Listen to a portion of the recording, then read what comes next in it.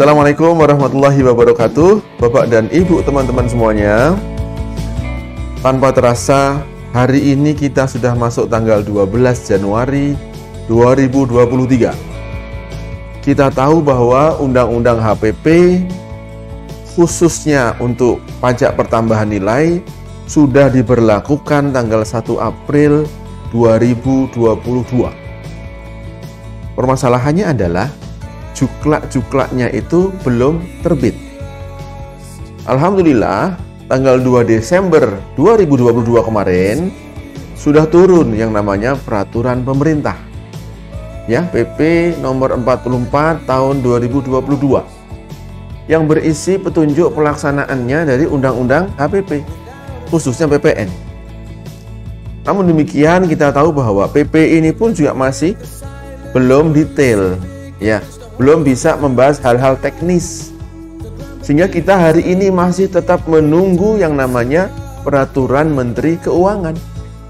Karena banyak amanat-amanat dalam PP itu yang ketentuan lebih lanjut nanti akan diatur dengan peraturan Menteri Keuangan. Nah, permasalahan kita sekarang adalah bahwa waktu terus berjalan. Sementara undang-undang sudah berlaku sejak 1 April 2022. PP-nya berlakunya diundangkannya tanggal 2 Desember 2022. PMK-nya belum terbit. Langkah kita apa? Ya. Nah, kita tahu bahwa perubahan-perubahan PPN ini kan sangat drastis, menyangkut objeknya, menyangkut tarifnya. Misalnya, jasa pendidikan, jasa kesehatan, jasa keuangan.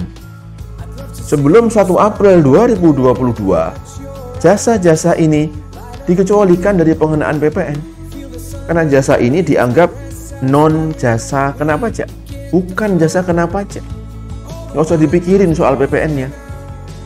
Tapi 1 April, jasa ini sudah masuk kategori jasa yang terutang PPN. Berapa tarifnya? 11%. Bisa dibayangkan ketika jasa kesehatan, jasa pendidikan, jasa keuangan ditambah 11%. Maka akan terjadi mungkin gejolak di masyarakat. Sehingga alhamdulillah pemerintah sudah jauh-jauh hari di Undang-Undang HPP sudah memberikan satu solusi bahwa yang jasa-jasa yang seharusnya terutang PPN ini dan memang terutang mulai 1 April itu kemudian digeser pasalnya menjadi apa? Barang-barang atau jasa-jasa yang dianggap strategis. Sehingga apa? Akhirnya pemerintah memberikan fasilitas. Ini terutang PPN tetapi dibebaskan. Ini terutang PPN tetapi tidak dipungut. Ujungnya adalah konsumen tetap saja tidak perlu membayar PPN-nya. Di sisi konsumen selesai. Nah, permasalahannya di sisi pengusahanya, di sisi penjualnya, di sisi universitasnya atau lembaga pendidikan, rumah sakitnya, lembaga keuangan perbankannya. Terus bagaimana nih? Jasa kami ini sudah jasa kena pajak.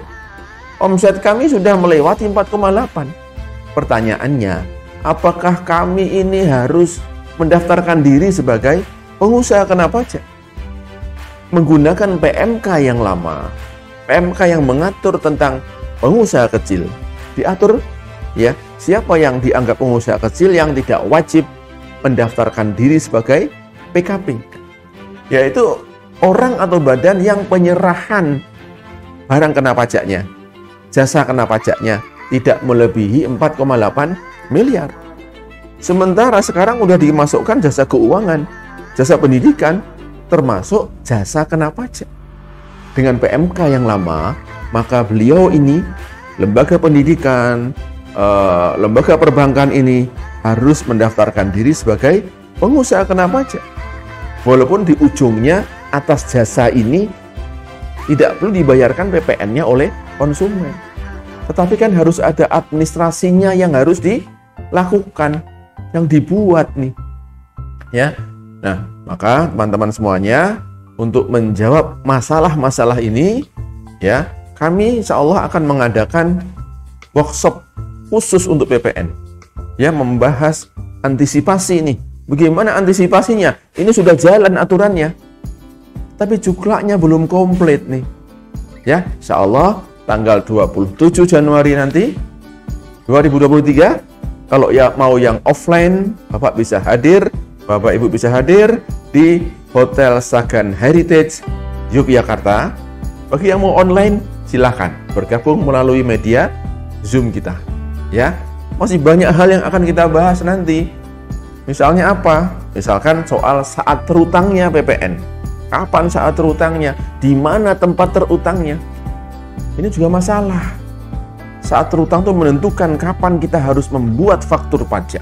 Terlambat sehari, denda. Ya, terlambat sehari, maju sehari, mundur sehari, denda. Dibuat nggak lengkap, denda juga. Ya, kita tahu PPN ini adalah pajak yang sanksi-sanksinya sangat beragam dan paling mahal sanksinya, ya. Baik Bapak Ibu sekalian, sampai ketemu dalam workshop PPN kita tanggal 27 Januari 2023, bisa offline di Hotel Sagan Heritage Yogyakarta atau online melalui media Zoom kita. Sampai ketemu. Assalamualaikum warahmatullahi wabarakatuh.